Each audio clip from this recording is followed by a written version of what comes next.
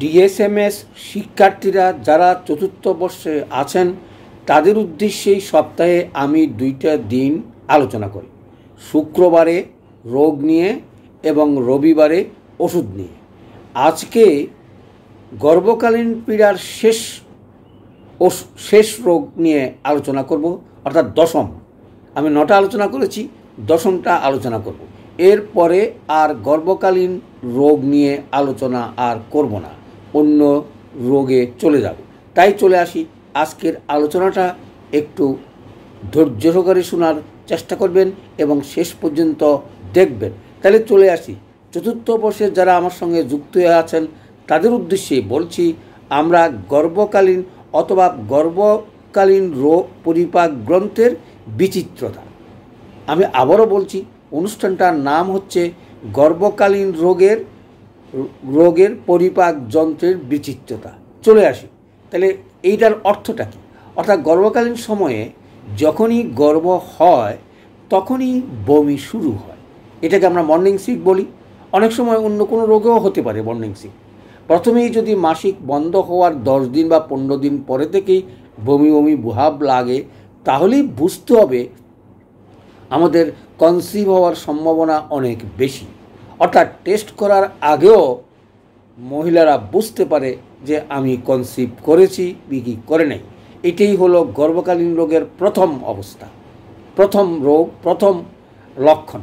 অর্থাৎ ভোরবেলা একটু বমি ভাব, হয়তো একটু বমি হলো, গা ম্যাজম্যাজ করলো, ভালো লাগলো না এবং 2-1 দিন 4 দিনে গেল না, তাইলে বুঝে নেবেন।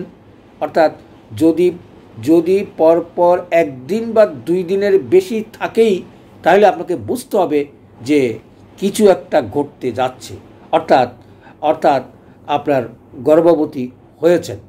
তাহলে এই কারণেই বমির ভাব। এটার আবার বিচিত্রতা আছে। অর্থাৎ কারো বমি হয়, বমির ইচ্ছা হয় এবং কারো বমিও হয়। তাহলে এই যে বমন ইচ্ছা, এটাই হচ্ছে প্রথম সিক।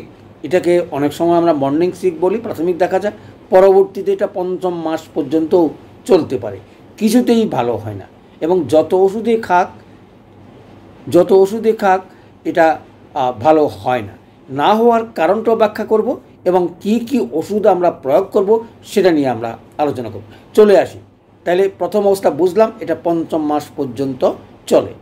এই যে গর্ভ শুরু হলো, তখন তার বৈচিত্র্যতা আরম্ভ হলো। দেখবা তখনই তার কারো অক্ষুধা, কারো ক্ষুধা বেশি, কারো পেটে অম্বল, কারো কনস্টিপেশন, নানা রকমের ট্রাভেলস লেগেই থাকে। একটা না একটা ট্রাভেলস থাকেই। ট্রাভেলসগুলো দেখে, লক্ষণগুলো নিয়ে ওষুধগুলি ভাগ করে সেই সময় যদি প্রয়োগ করতে পারো, তাহলে সুস্থ নর্মাল ডেলিভারি এবং সুস্থ শিশু জন্ম নেবে।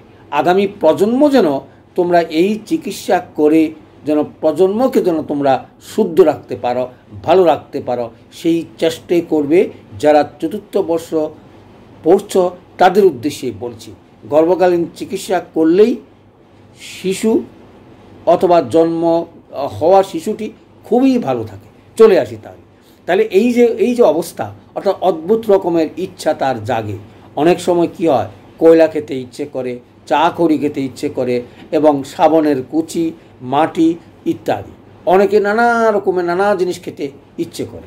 এই যে ইচ্ছা, এটা বেশি খারাপ জিনিস না হলেই অল্প স্বল্প দেওয়া যেতে পারে। তার অর্থ আমি কথা বলছি না সাবনের কুচি খাওয়ার কথা, আমি বলছি এই ছাড়াও যদি অন্য কোনো জিনিসের আগ্রহ থাকে, অনেকের হয়তো টক খেতে ইচ্ছে করে, অনেকের হয়তো মিষ্টি খেতে ইচ্ছে করে, অনেকের হয়তো কোনো একটা কাঙ্ক্ষিত জিনিস ইচ্ছে করে খেতে, অত হাতের নাগালে পাওয়া যায় না।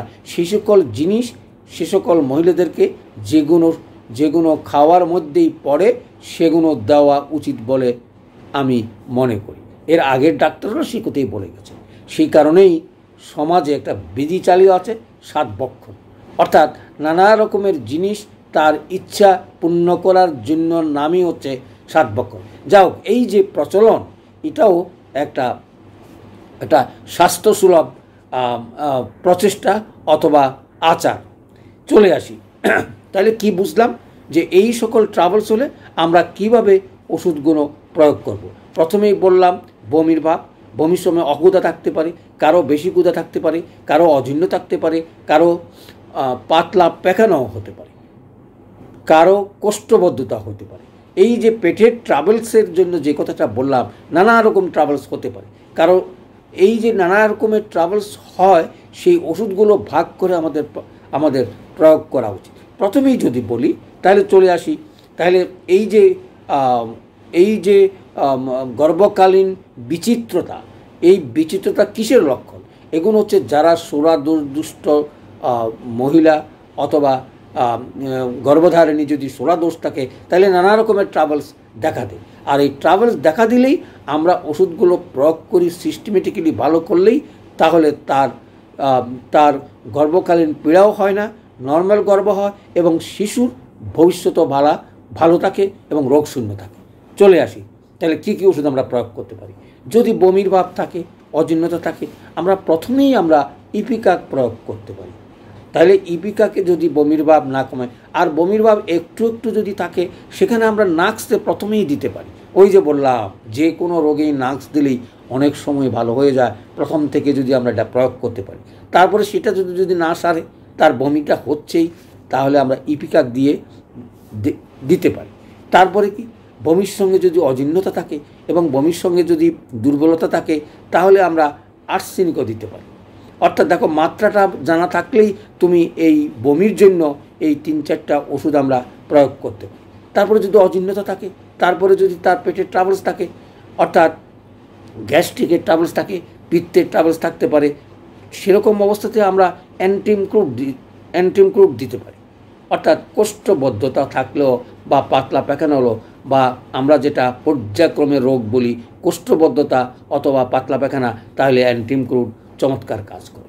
তাহলে এই যে বমির কথা বললাম, বমির পর্যন্ত বা হজমের পর্যন্ত আমরা আর্সেনিকের কথা বললাম, অ্যান্টিমক্রুডের কথা বললাম, ইপিকাকের কথা বললাম, নাক্সের কথা বললাম, বোরাক্সও আসতে পারে। যদি কনস্টিটিউশনের ধাস থাকে, কনস্টিটিউশনের যদি লক্ষণ থাকে, তাহলে আমরা সেখানে ব্রায়োনিয়াও প্রয়োগ করতে পারি। অর্থাৎ গা হাতে ব্যথা বেদনা এবং তার কোষ্ঠকাঠিন্যতা লেগে আছে, তৃষ্ণা, বারবার পানি খেতে হয় এবং তার তৃষ্ণাতে মুখ শুকিয়ে যায়। তো এই সকল লক্ষণ থাকলে আমরা, অর্থাৎ কনস্টিটিউশনের লক্ষণ থাকলে আমরা ব্রায়োনিয়া থেকে শুরু করে অ্যালুমিনিয়াম, সিপিয়া। দেখো, অ্যালুমিনিয়ামও কোষ্ঠবদ্ধতার ওষুধ, কিন্তু সিপিয়া হচ্ছে শরিক মায়াজমের উপরে যথেষ্ট কাজ করে। যদি কোষ্ঠবদ্ধতার লক্ষণ থাকে অথবা পাতলা পায়খানা হয় অথবা সিপিয়ার আমরা যদি কোনো লক্ষণ পাই, অনায়াসেই আমরা সিপিয়া প্রয়োগ করতে পারি। অর্থাৎ এই যে কনস্টিটিউশনগুলি চিকিৎসা, এগুলি দরকার, তা না হলে আমরা ভালো চিকিৎসা করতে পারবো না। অনেক সময় এলোপ্যাথিকের যারা প্রফেসর অথবা যারা দক্ষ, তারা অনেক সময় হোমিওপ্যাথিকের শরণাপন্ন হয় গর্ভকালীন ওষুধের। তার কারণ হচ্ছে তাদের কাছে গর্ভকালীন কোনো ওষুধেই নাই যেটা তার পার্শ্বক্রিয়া প্রতিক্রিয়া নেয়। এর আগেও আমি বলেছি, আমি আর রিপিট করতে চাচ্ছি না। সুতরাং তোমাদের হাতে যেন রোগী আসলে সুষ্ঠুভাবে চিকিৎসা করতে পারো এবং আগামী প্রজন্ম যেন তোমরা ভালো রাখতে পারো, সেই চেষ্টাই করবে। তাহলে চলে আসি, তাহলে সিপিয়া থেকে শুরু করলাম, অর্থাৎ শরিক মায়াজমের রোগ থাকে, তার সঙ্গে হয়তো যদি সিবিলিটিক মায়াজম থাকে এবং টিউবারকুলোসিস মায়াজম থাকে, তাহলে আমি 2-3টা ওষুধের নাম বলবো। মার্কস হল প্রয়োগ দৃষ্টি তুমি দিতে পারো। সুন্দর মেডিসিন হচ্ছে লাইকোপোডিয়াম, যদি কোনো লক্ষণ থাকে, টিউবারকুলোসিস বডি অথবা কোষ্ঠকাঠিন্য অথবা বিকালে তার রোগের বৃদ্ধি এরকম যদি থাকে, তাহলে আমরা লাইকোপোডিয়াম প্রয়োগ করতে পারি। এটা গভীর ক্রিয়াশীল ওষুধ এবং চমৎকার কাজ করবে যদি গর্ভকালীন তুমি যদি এটার লক্ষণ পেয়ে প্রয়োগ করতে পারো। ফসফরাস এটাও প্রয়োগ করতে পারো টিউবারকুলোসিস বডিতে, যদি বংশগতিতে টিবি থাকে অথবা অমুক থাকে, সেই সময়ই এই লক্ষণগুলো থাকলেই ওষুধগুলো প্রয়োগ করতে পারো। তারপরে ক্যালকেরিয়া কার্বের যদি বডি থাকে, সেটাও আমরা প্রয়োগ করতে পারি। তাহলে দেখো কি সুন্দর ভাগ করে আমি দিলাম।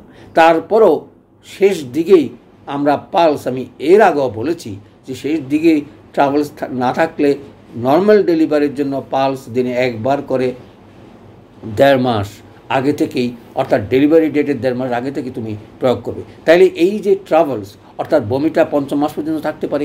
আবার 5ম মাসের এর আগেও পড়িয়েছি, অনেকগুলো রোগের কথা বলেছি, যে গর্ভস্রাব হয়ে যাওয়া অথবা রোগী ট্রাভেল করে তখনই যেন কোনো ভারী দ্রব্য না করে। অর্থাৎ গর্ভকালীন অরুচি এবং প্রথম থেকেই যদি আমরা বুঝতে পারি তাহলে আমরা সিস্টেমেটিক্যালি ওষুধগুলো প্রয়োগ করে সেবা দেওয়ার চেষ্টা করব।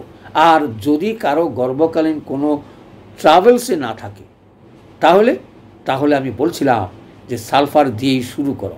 অর্থাৎ তার বডি সালফার দিনে একবার বা একদিন পর পর 3-4 বোতল যদি খাওয়াতে পারো তাহলে দেখবা বাচ্চাও নর্মাল হবে এবং সেও ভালো থাকবে।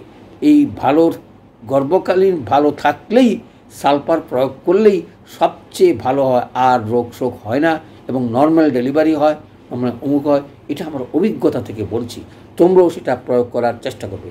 তাহলে আজকে গর্ভকালীন রোগের শেষ আলোচনা শেষ করলাম।